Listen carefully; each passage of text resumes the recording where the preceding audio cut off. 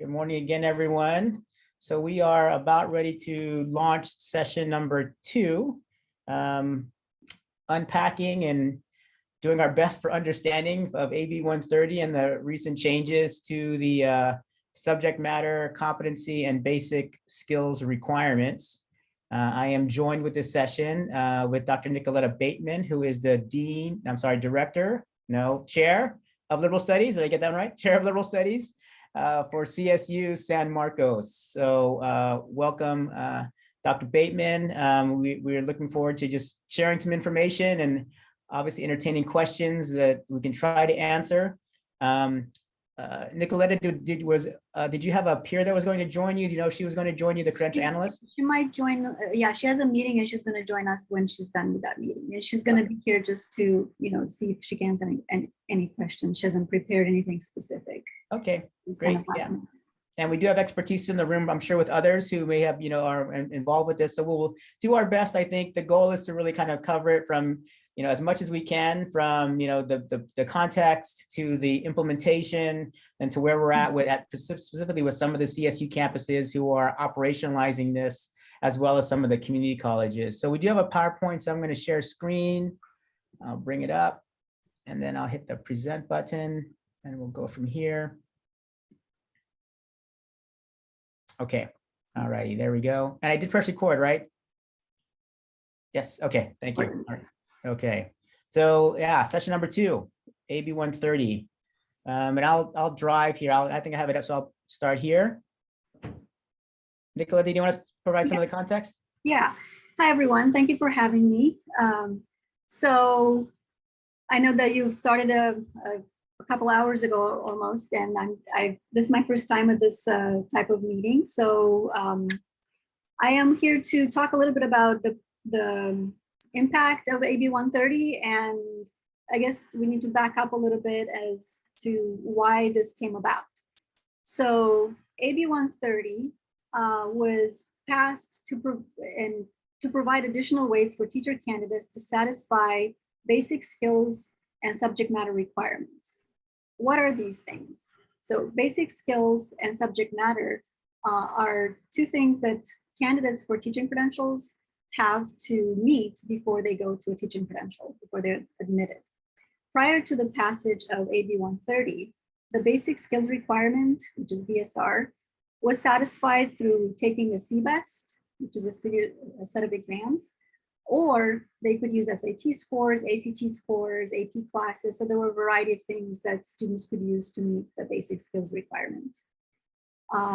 The subject matter requirement was satisfied in one of 2 ways prior to AB 130, either through passing CSET exams for the specific subject area or multiple subject, or by completing an approved waiver program. So those were the 2 options that students had prior to AB 130. What AB 130 has done, and this is just a brief summary, and we'll talk more about each of these on the next slides, is to add options for students to meet these requirements. So for basic skills, it's still satisfied as above, plus through coursework and the combination of coursework and testing. And for the subject matter requirements, also it can be satisfied as above, plus through completing a specific major or coursework, or a combination of coursework and CSET subtest exams. So we'll talk a little bit more about BSR and basic skills. So, and the CSET. So the basic skills requirement through coursework, students can meet this by taking, so there are 3 areas. There is a reading proficiency one, a writing proficiency, and a mathematics proficiency. So the basic skills can be satisfied through taking a course in one of these areas, and the grade has to be B- or better for each of those areas. Yeah, let me pull up just for a second in terms of context as well, that I just wanted to share as at the community college perspective, and most of us as who are working with students who are at the very beginning of their pathways, right? So we know we're talking about requirements that are needed for admission into credential programs, but the decisions and the advice that students get, the advising that students get along their pathway are definitely very much swayed by these new types of regulations and options. because as we advise students who are on our campuses and they're trying to figure out which setting they want to work in, is it early childhood, elementary, secondary, special education, we need to make sure that we are really including that these are parts of their the competencies that they need to meet, and that there's coursework now that they can use to meet these competencies. So we really want to make sure that by advising correctly, and then even the majors that they choose when they end up transferring to our partner universities also is embedded in some of these new AB 130 regulations. So that's kind of the context for me as a counselor looking forward and helping students at the beginning of the pipeline, understanding what they're going to need to meet when they reach the door of the credential program. So I want to share that as well. Yeah, and I wanted actually to build up on that a little bit, and I think you're going to talk more about these slides. But on our campus, ever since I've been in liberal studies, we've always talked to students because they need to know early on what to do, what major to pick, like you said, even before AB 130, but especially now. But they need to know early on, and even with BSR, knowing that they need to aim for at least a B- or higher for these courses. That's also important. Because, oh, it's Claire. I have another question. I know. Oh, I muted her. Yeah, she came off mute by accident. Okay, so she wasn't talking to us. I don't think so. Okay. So yeah, it's really important for students to know what the end goal, because they're not going to just finish and then have to start, like, what do I do now? They need to be working towards that throughout their community college transferring. So throughout their college years, they're working towards all of those requirements. Yeah. So I'm actually I have the chance to serve on the AB 130 CSU task force, which is representatives from the various CSU campuses, liberal studies, credential programs, credential analysts, and really kind of talking through how this might be operationalized and how campuses are operationalizing these requirements. And so we've only had about 2 or 3 meetings, but some of the things that we've really kind of addressed already and looked to try to provide some common guidelines for the rest of all the campuses and even the community colleges, where some of these related to the basic skills requirements. And what the group has worked with and even conferred with the CTC about is how we might operationalize it related to general education courses that students are already taking. So students who are beginning in community college and they're completing a pathway to transfer, they're taking either the CSU general education or the ACCCTEP general education. And in those patterns already exist categories of general education called written communication, critical thinking, and quantitative reasoning. And so this task force and the CSUs, for the most part, have agreed that if a course already lives in one of those categories, has already been approved by the CSU or the UCs and the CSUs through ACCCTEP, that it's automatically going to meet those requirements for the basic skills requirement in those respective categories.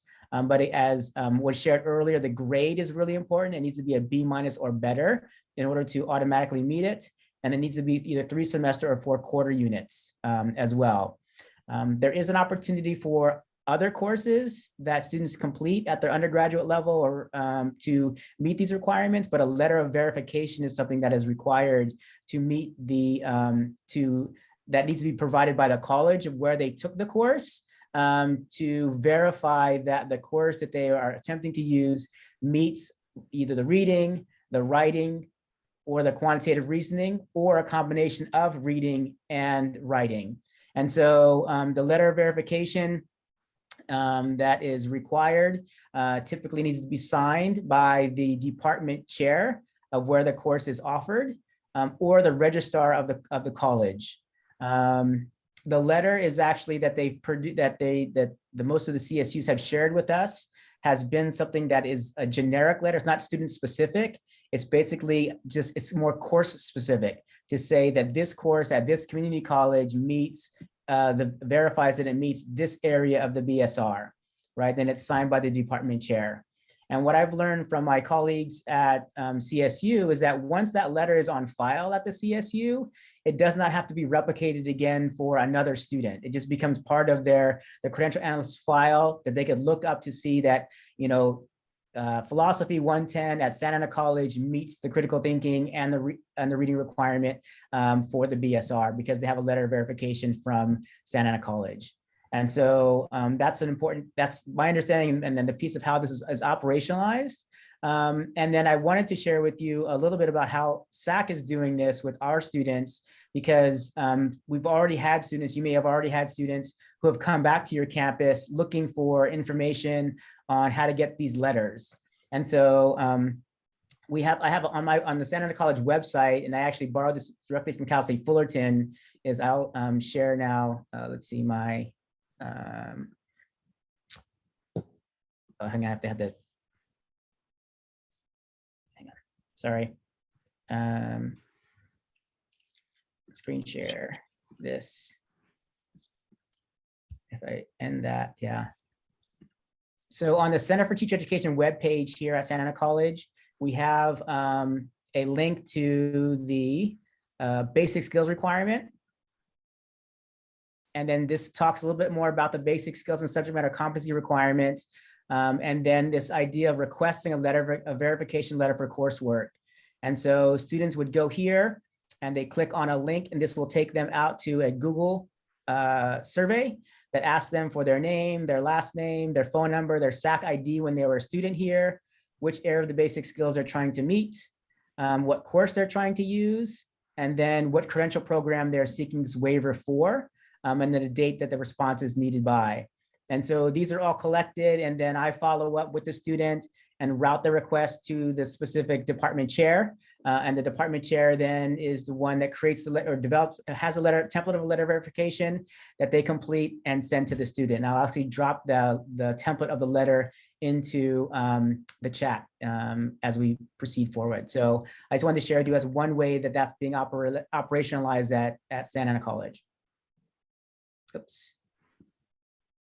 I may add one small thing about that. Thank you for talking about that. So, and also, by the way, Andy Shibata, she joined us. She's my colleague credential analyst.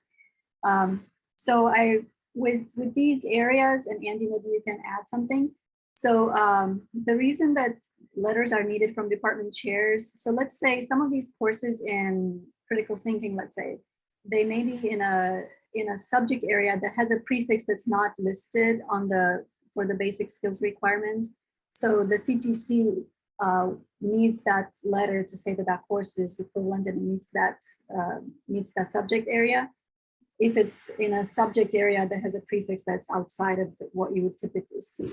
So if it's not an English course, let's say, then. Or a math course, for example, we've seen like SOC 205, which is statistics for behavioral sciences, for example. And because it's listed as SOC and not mathematics, then the student would be required to contact the math department and ask for a letter of explanation. So those are what you're saying, Steve, that if you have from a particular community college, a list, like a letter that says on our campus, SOC 205, Psych 210, whatever it is, are statistics courses that meet the statistics, mathematics requirement. And then that would be on file with, then that can go with the student, and then the credential analyst can use that to attach with the verification letter that they'll send to the CTC. Andy, you said something interesting there. You said if it's a SOC class, the SOC chair then would sign off on that, correct? Or you said that the math chair would sign off? It must be from the math department confirming that they would count that course as a statistics course. The math department would confirm that, yes, this sociology course, SOC 205 statistic would count as a math statistics course. What we're finding, though, is a lot of the department chairs are worried that if they write such a letter, that it will obligate them to accept, let's say, this SOC course into their math program. Mm-hmm. And that's not the case. The letter is specifically for the basic skills requirement. It's not obligating the math department, for example, to accept the SOC 205 into the math department on a regular transfer basis. So I know that there's, this is all so new, and we're going around and explaining it to various departments and explaining to them, the reasons why we need the letter. But when we do a student's recommendation, which is what we call applying, when we apply for their credential, it's called a credential recommendation. The commission will require us to include such letters so that they know that the course would be counted as specifically and with the approval of the math department to cover the math content. Thank you. Alice, did you have a question? Yes, so, but for instance, we have a Psych 5 class, which is stats for social science and behavioral sciences, but it's in our CSU GE list under the area B4. So you said if it's in that list, we don't need that letter.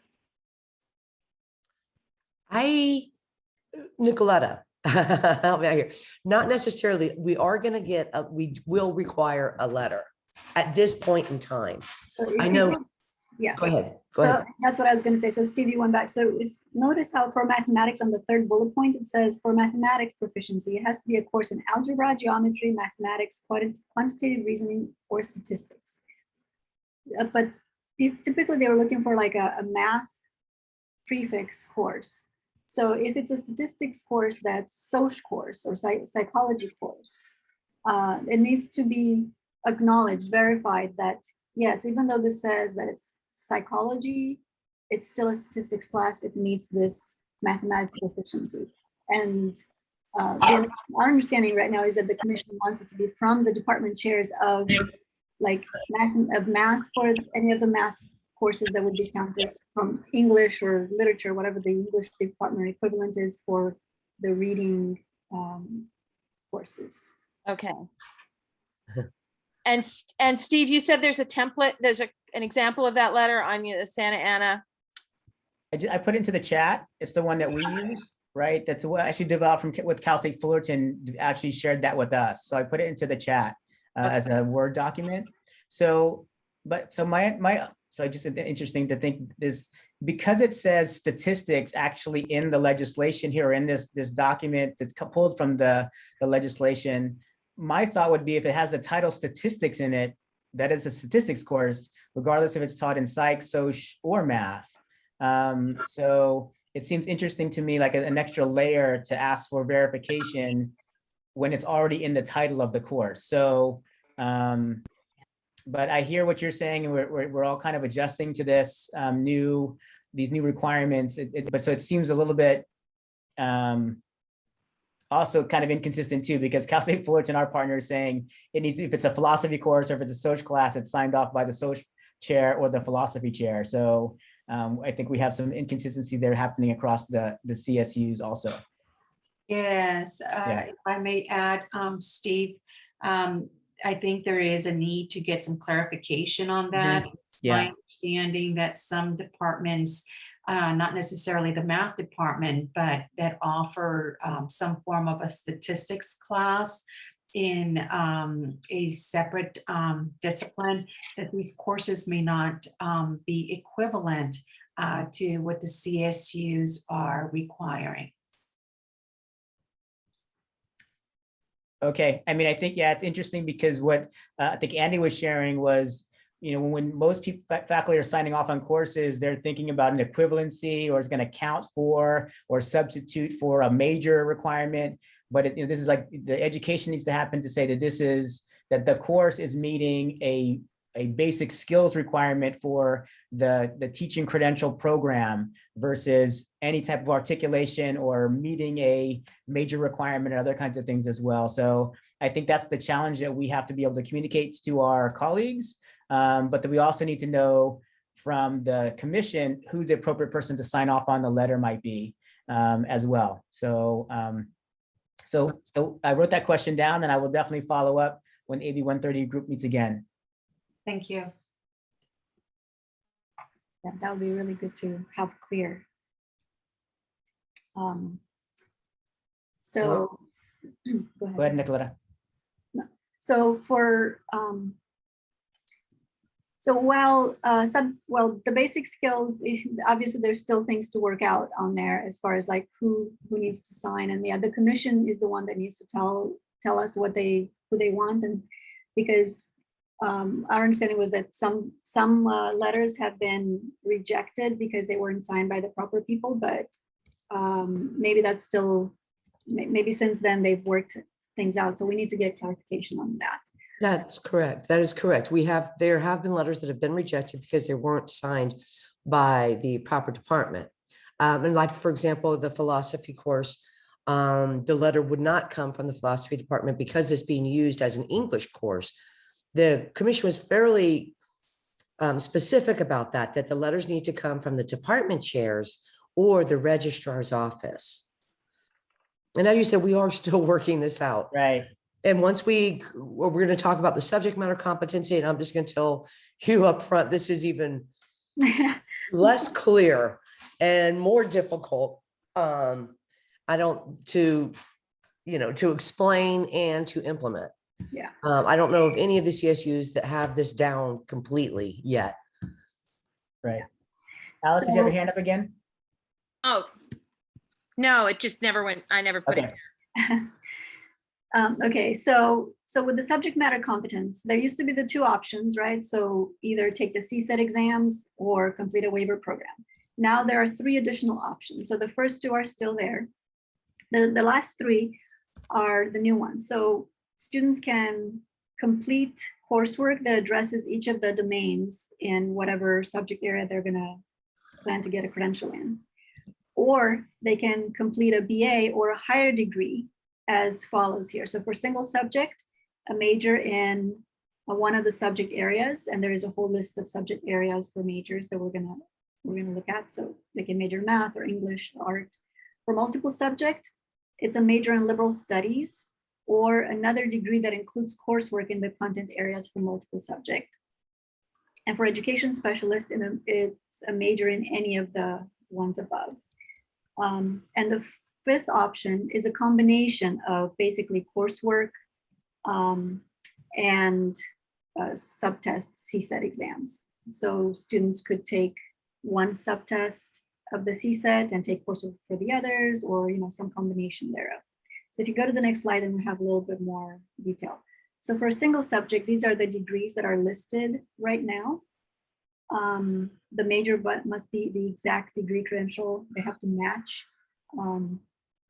And maybe Steve or Andy, you can say a little bit more about that, because I don't know much about single subjects, since I'm in liberal studies and multiple subject. One thing I'd like to point out is for the student must be sure that the program that they're applying to, that the institution has an approved credential program for that subject area. So for example, each of the CSUs, all of the schools have commission approved programs, but for not all of them offer these content areas. For example, at Cal State San Marcos, we do not offer a credential program in agriculture, art, business, or dance, health, economics, industrial technology. So whatever program that your students are going to be applying to, they must make sure that that institution has an approved commission program, a commission approved program for that subject area. I guess my question is, Andy, so if I think for the waiver programs, right? So if a student is a dance major, right? And they are at a CSU that has a subject matter preparation program. I don't think those exist yet, but they're, let's say English instead. English major, and they have a subject matter preparation, approved subject matter preparation program at that university.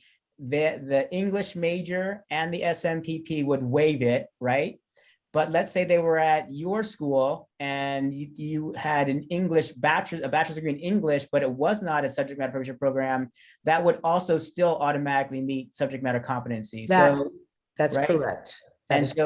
Okay, and so if a bachelor's degree in art from San Marcos would meet subject matter competency for a credential program at your neighbor at San Diego State, because the name of the degree is called art, and that is on this list. So that's correct? Yeah. That is correct. And we at Cal State do not offer a credential program for art, but National University, San Diego State would. And so just for the fact that their degree is listed as art, then they would be exempt from taking the CSET. Okay. Yeah, so the waiver programs, they still exist, and I'll talk a little bit more about the role of the waiver in a little bit. So they still exist, but at this time, because of the law, anyone who graduates with a degree in these fields is exempt from taking the the CSAT exam, whether the program had a waiver before or not. So thank you for going to that. So for liberal studies, multiple subject, all students graduating with a degree in liberal studies don't have to take the CSAT exam, which consists of 3 subtests. Students still have this option. So let's say they graduate with some other degree and they want to do multiple subject, they still have the option of taking the subtests. The subject matter approved programs, so the waiver programs, are considered gold standard. And it's important to maintain the integrity of the curriculum. So for example, on our campus, we are maintaining the waiver. We have been a waiver program since 2018, but back in 2004, there had been waivers and then they did away with waivers, but we maintained our curriculum in our major on campus. So when the waivers came back and we applied to get the waiver, we didn't really have to change a whole lot in our curriculum. We just had to make some slight modifications to make sure we were, addressing all of the content standards, but we are already preparing students in the same way. So we plan on continuing to do the same on our campus. And I think other waiver programs are continuing to do the same as well. Can you go to the next one? Oh, never mind, go back to the previous one. So do you have any questions about that? I think the slides for the role of the waivers in general is a little bit later. Yeah, so I think so. Liberal studies majors now with the degree. I know that there are several CSU campuses that have liberal studies, dash elementary education, and then just liberal studies dash general or liberal studies dash with a bunch of other concentrations or sub concentrations. As long as they have a degree called liberal studies, that will automatically waive the subject matter competency. Right. Right. Yeah. And even at San Marcos, we used to have an option, liberal studies and border studies, which was not for teachers. But now a student who graduated with that, it would need this subject matter. Right. Which is an issue because those students are not prepared. They did not take the content for future teachers, but that's what the law says. So right. And the other issue is that it's very limited to the fact that there's only liberal studies as the designated major with the automatic waiver. And I know that in the December commission meeting, they are looking to see how to possibly expand that to other majors that exist within the CSU that actually do have a lot of content, interdisciplinary content. We'll go to Rosemary and then Elvia. Thank you so much.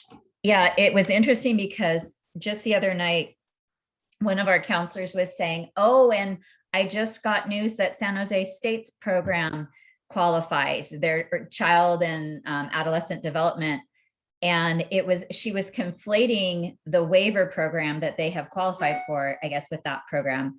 And I kind of feel like that's a separate issue than the subject matter that we're talking about, where we're just saying the liberal studies is really the only major that by itself qualifies for this. So I think there's so much confusion and conflation going on with all of these questions. And so I think it's I don't know what we can be doing so that we have consistent vocabulary between, throughout our systems, because it's going to confuse the students.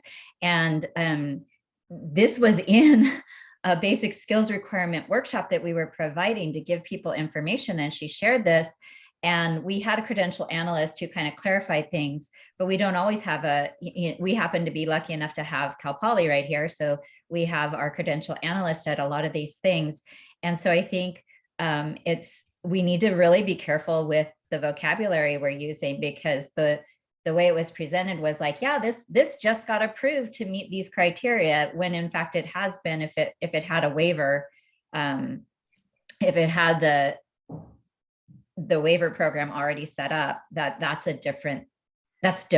So, and it has to be, and the child and adolescent development degree has to be completed there, because they're the ones who have gone through that process. And so the message that was coming across to some of our students is, oh, in addition to liberal studies, I can be child and adolescent major wherever I go and pass this. And that's not accurate. So just trying to get common vocabulary and statements out there, I think, is really important for all of us, so we're all understanding. I think though, and I see it here, I think though, and Andy, correct me, but in the law, it says that a waiver program still qualifies. So Absolutely. it should be the case that if it's a different major, but they were approved as a as a multiple subject waiver program, that still should qualify. Yeah, but the problem was that some of our students could hear that and be child and adolescent majors at Cuesta and then say, Oh, I see. to San Diego State or to another school with that major that has not fulfilled the waiver process. So that's why there are so many subtleties and ways of talking about things that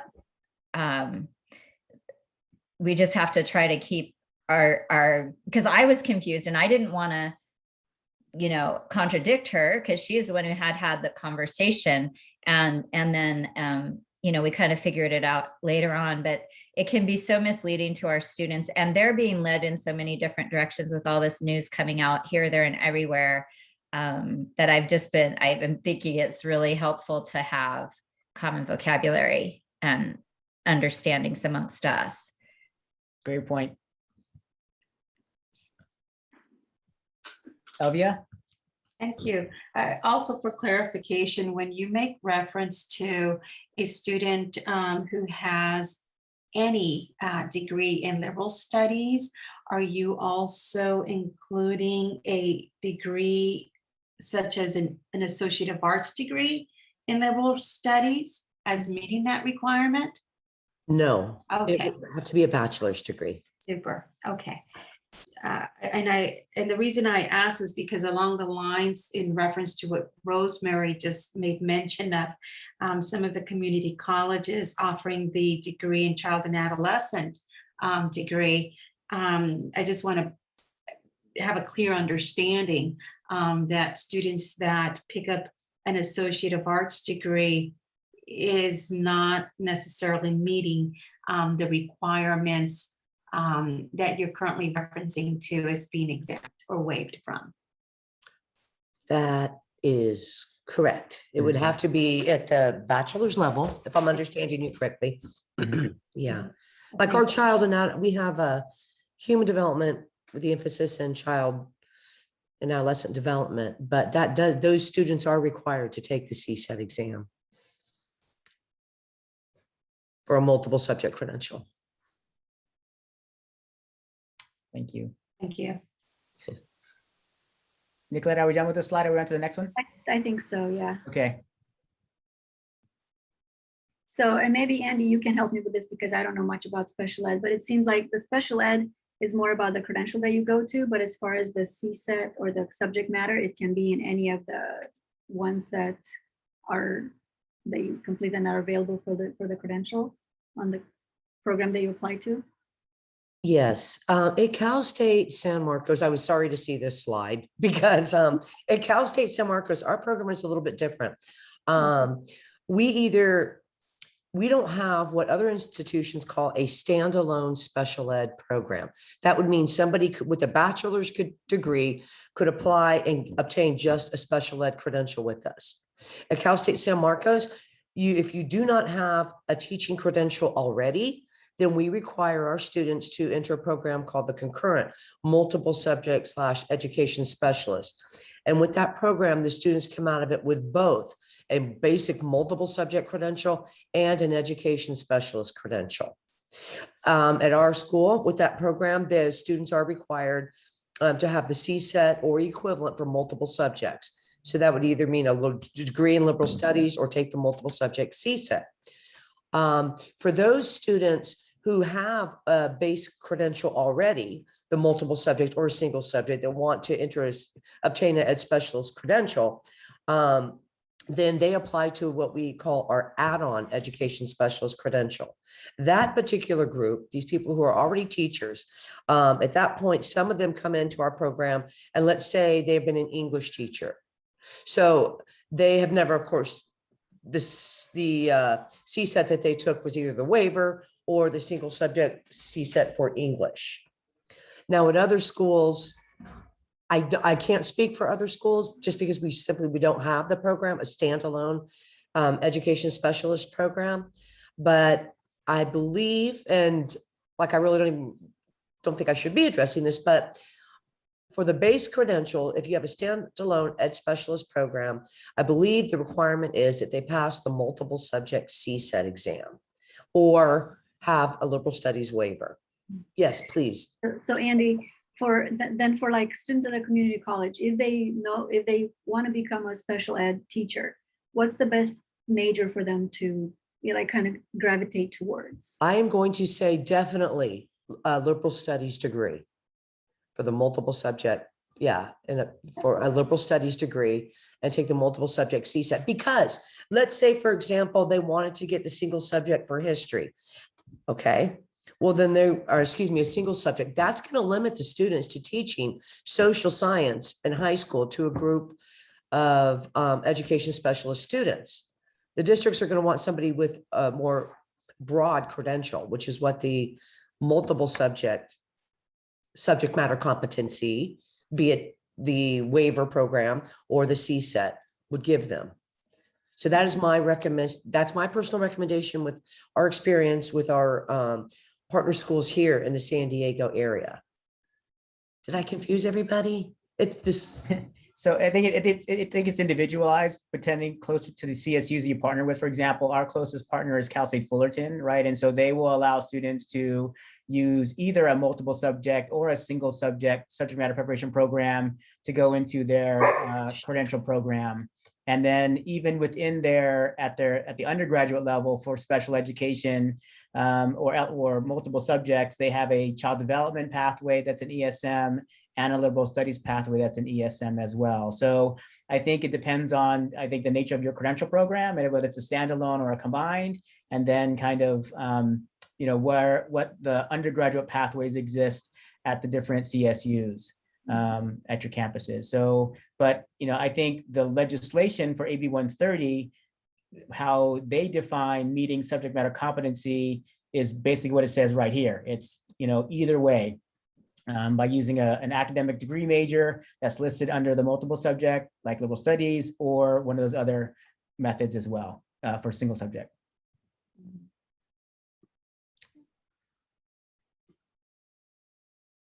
Okay, so I think this talks a little more about liberal studies at CSU San Marcos. Yeah, and what you were saying earlier about how the work group right now is working with the Chancellor's Office and also with the CTC on what other majors the Commission might want to recommend to add as satisfying the subject matter for multiple subject by just completing that major. Possibly they're considering like liberal arts and maybe some like interdisciplinary programs. So we'll see what they come up with. So maybe by December 1st, we should, in early December, we should hear something.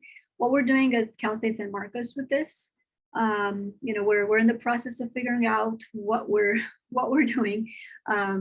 So we for coursework, have we had any students that applied that want coursework to be evaluated, Andy? I don't think we've had any students yet. For the subject matter? Yeah, for subject matter. We have stalled them at this point, just because we're not prepared to do this yet. Yeah.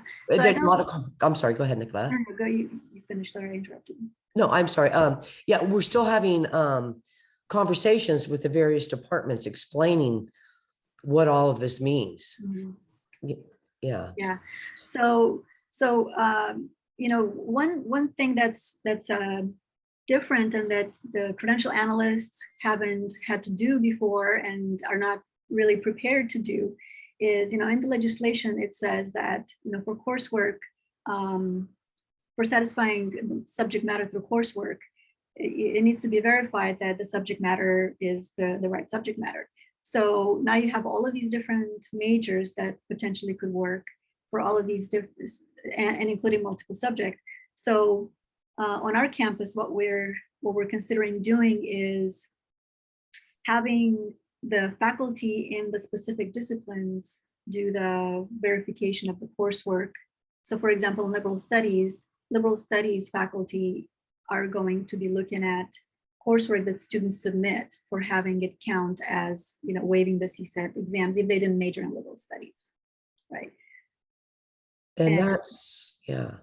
And that's going to be, it's kind of difficult because credentials analysts are not content experts. Most of the credentials analysts are doing the evaluations for the basic skills requirements. That is simple enough by reviewing the transcripts and looking at the title of the courses. But as far as the subject matter, we are not content experts. So, you present this to another department and they're thinking that they're going to be very overwhelmed and inundated with such requests, and they simply don't have the time. So that's kind of the situation that we're up against at this point, is having these various discussions with the various departments and explaining all of this to them. Yeah, and most people, I mean, we in liberal studies, we're familiar with this because we've been living it for a long time. We've had to look at students who transfer from a different college and they took a class and so like, does it count? So we're used to looking at the content, and we've put together the waiver, so we know the subject matter really well. A lot of the other departments that suddenly are finding themselves essentially being waiver programs. Like we only had, on our campus, we only had a math waiver program, a history, social science waiver program, and the multiple subjects. So we had 3. Now all of a sudden the physics department is a waiver program, and the English, literature department is, and a bunch of other departments that are listed on those single subject. And they have never thought about this. They don't even know, like, what do you mean subject matter? What are you talking about, right? So that's what the conversations that are needing to be happening on our campus, and they are happening, and people have to even understand like what we're talking about to begin with. But so that's why, with liberal studies, we're working on just on our own internal process of reviewing coursework. So what we're thinking of doing is basically, students would submit a petition. Let's say a student who majored in, physics, but they want to do multiple subject, right? And they feel like they've taken enough courses that meet the subject matter. So they would do a petition, let's say that they take the CSET for math and science, but they want a petition for, the history, social science, so we would look at those courses in our department. The faculty in our department would look at the courses to see if they satisfy the subject matter, and then we can provide a verification that a whole subtest of the CSET needs to be met, because we can't do partial pieces of a test, right? So it's complex because each of those, on that slide that had the subtests, each of those, there are multiple courses that cover the content. So the student might either have to take another course to meet it all, or I don't know, we'll see what happens, but we're in the process now of developing a matrix of, we already have the content standards because they exist already. And the courses that we know students are taking through our major and through transfers. And then when we have new students come in, we'll have to just look on a case-by-case basis what courses they took and how they fit into that. But it's much more complex than the BSR, and the BSR seems complex enough with the letters that we were talking about earlier. So we're all just working through it, and we'll make it happen. But it's going to be probably things that we don't expect are going to come up. Yeah, and I would just, it is complex, and Kathleen White, I think in the chat mentioned about these, development of lists, right, of courses that kind of either already exist to meet BSR, or that then may be created to exist to meet domains of subject matter competence. And so as those decisions and those conversations are happening in your department and on your campuses, always, I think, hopefully you're keeping in mind the community college transfer student, right? And then how this would also work for them coming in. Because what we don't want to happen is that, we're just going to create a process that's going to work for our own native students, and then we'll just require the community college students to take the CSET because it's too much work to do this, with 116 community colleges. So, but we don't want to disadvantage the students or not let the community college students have access to the same waiver programs and options that, the native CSU students might be. So I know that's a heavier lift when you're thinking about doing it internally with your own campus departments, and then reaching out to the community colleges. We need to just kind of figure a way to work collectively together. And if it's a way of, if it's creating lists that you may need to, that meet a certain domain, then, leveraging community colleges to help create those lists, and then making them publicly available is the other piece, is not just having them be on spreadsheets in a credential analyst file, but making them available so that, it's the information's available for students who are in the pipeline, who are taking courses. They would know, okay, if I take this history class at, CSU San Marcos or at, Palomar College, that it's going to meet this requirement for the BSR or a subject matter domain area for a specific area. So I think the conversations are complex and they're happening, but we also want to keep in mind that we have, the community college transfer students. Yeah.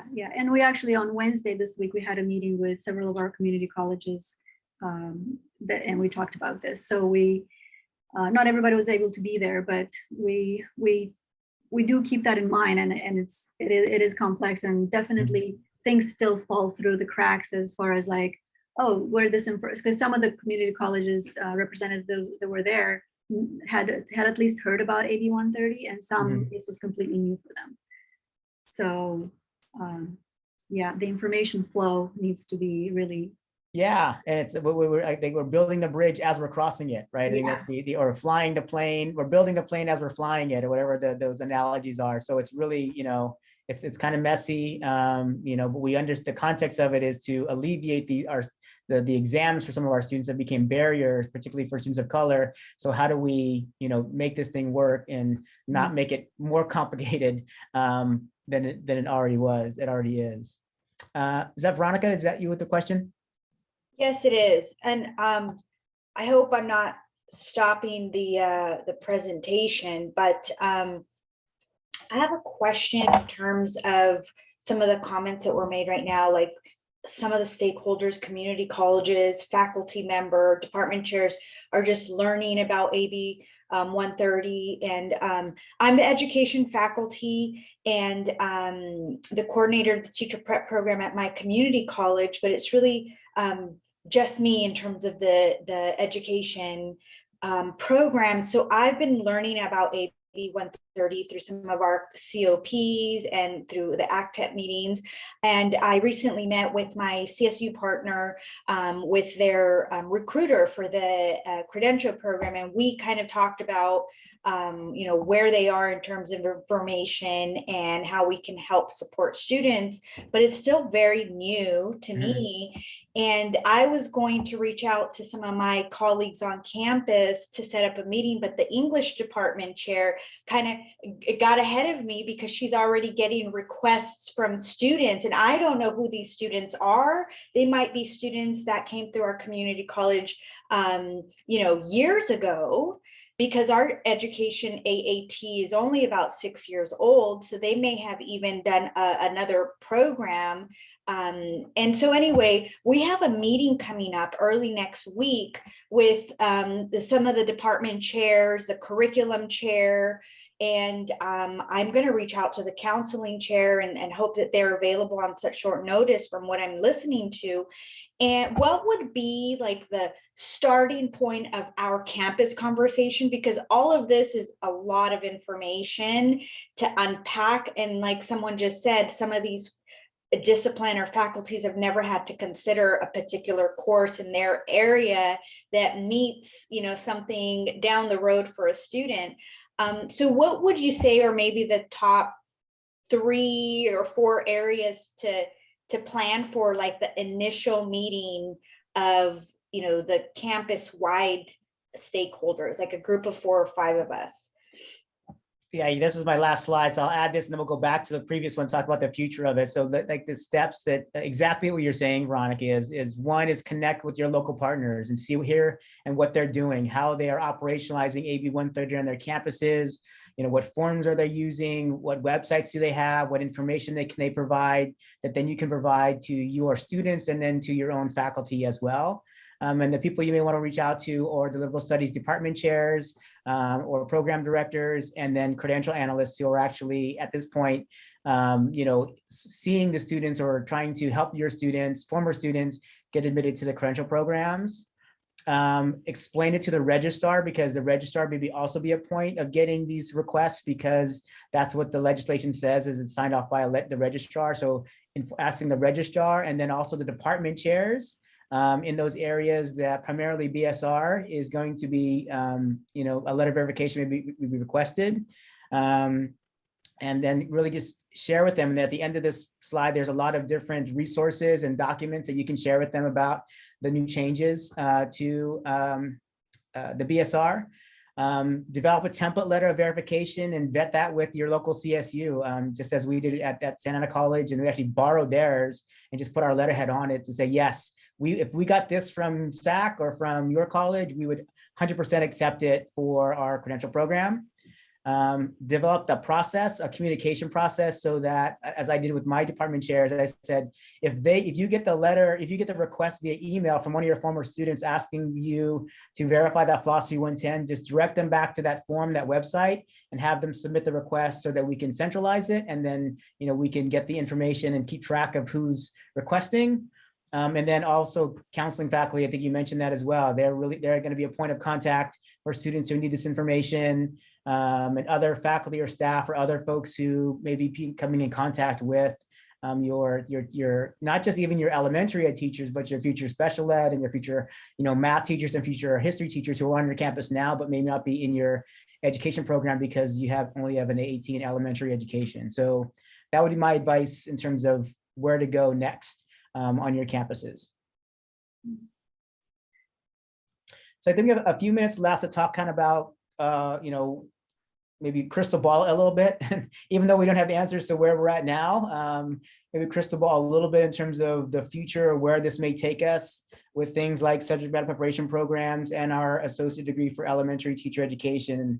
Nicoletta, you want to talk about what do you feel like in terms of the future of subject matter preparation programs, and particularly your thoughts at San Marcos? Yeah, so again, it's crystal ball because we don't actually have one, but if I had one. So one thing that I think, at least in liberal studies, that we are concerned and worried that might happen, we're hoping that it doesn't happen, but because of some of the issues with, for example, the name being the most important thing as far as liberal studies, with the assumption that it covers the liberal studies subject matter content that's supposed to cover. We are committed to maintaining our subject matter requirements and content. We don't know what's going to happen in 5-10 years from now, if the teachers are going to be prepared, if they go in without the same preparation that they've been going in with. What if the commission or the law changes and they backtrack and they want to bring a waiver back? So there are lots of reasons why we want to maintain our waiver, and we're still going to issue waiver letters on our campus to students. We only issue waiver letters to students that meet a 2.67 GPA, even though all of them that graduate with a degree will not need to take the CSAT. But we still issue the letters. Those are going to be helpful for them to really certify that, look, I did really complete this curriculum. If they go out of state, and Andy was telling you this, that would be helpful to them too, because if they go out of state, then they can also use that letter as verification that they completed that particular content in their education.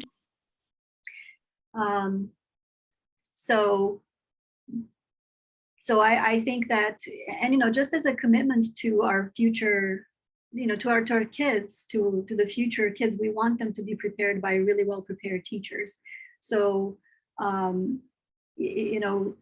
think it's wonderful to have all the different options, and we still need future teachers to take to know the right content when they go teach, right? Have different options to take that content, which is great. So I don't know what's going to happen as far as with all the programs. I don't know, but we remain committed, and we're not really going to change anything that we're doing here on our campus. So Thank you for that. And then, for me thinking, in terms of this associate degree for transfer in elementary teacher education that exists now, and that has already, about a year and a half ago, become out of alignment with the elementary subject matter program at most of the CSUs, because it was developed back in 2012 and last updated in 16. That we needed to go back and do some revision work on it. And so we need to, I think over the next maybe 1 or 2 years as AB 130 rolls out and we see what options become more direct at these academic degree majors that automatically waive subject matter preparation, then we may have to retool it, because some of the issues that I know I rub against and students rub against, and I've heard from the field for so many years, that it's too many courses right now in that associate degree for transfer. It's pretty rigid in terms of the lack of flexibility. You got to have, intro to world history. You have to have this US history because it's, aligned to very specific courses at the universities.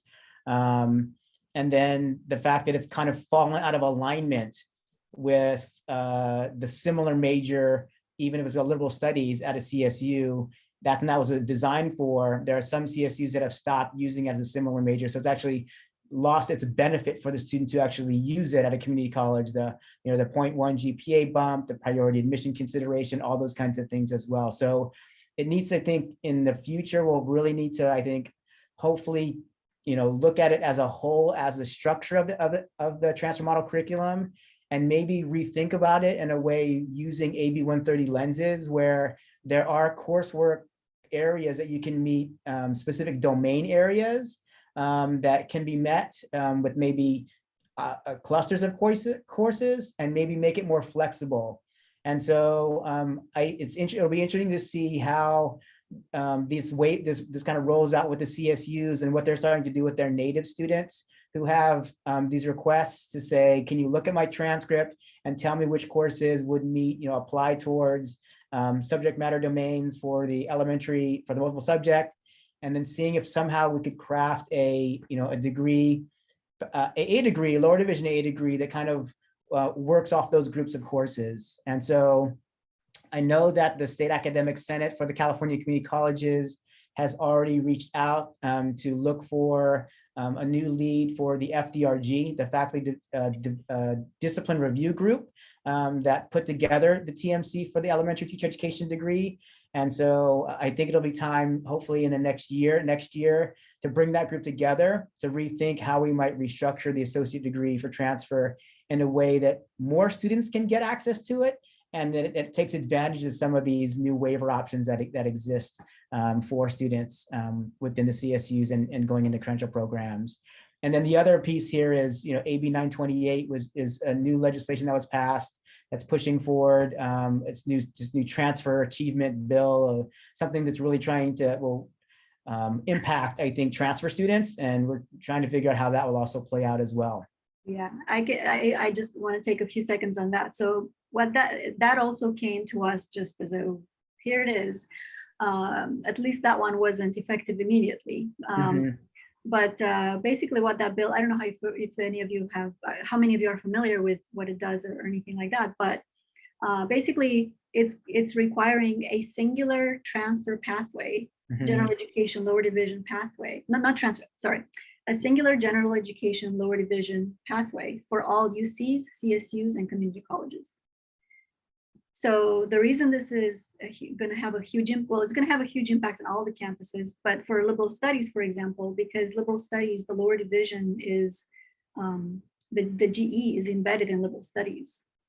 So I almost feel like we need to see what happens with 928 and what the GE is going to look like, to see how the lower division and liberal studies, like how's that going to work? Because they are tied. Right. All of, our students don't just take GE, as you know, for liberal studies, they take specific GE classes that double count as GE and major requirements. So, right. Yeah, and then again, our conversation this afternoon is on the new, PK through 3 changes that are coming through with early childhood and child development, which all kinds of also throws another, another thing to think about in this whole arena as well.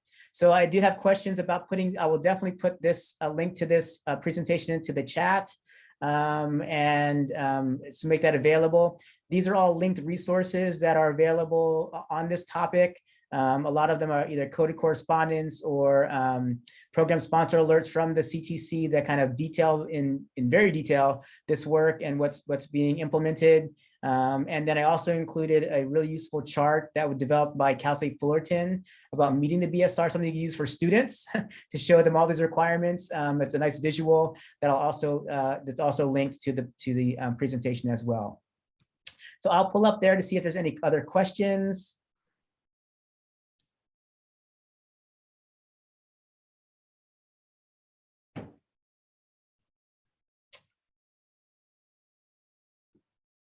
No. Thank you, Nicoletta. Thank you, Andy. We really appreciate your time today and your knowledge and your expertise sharing with us. With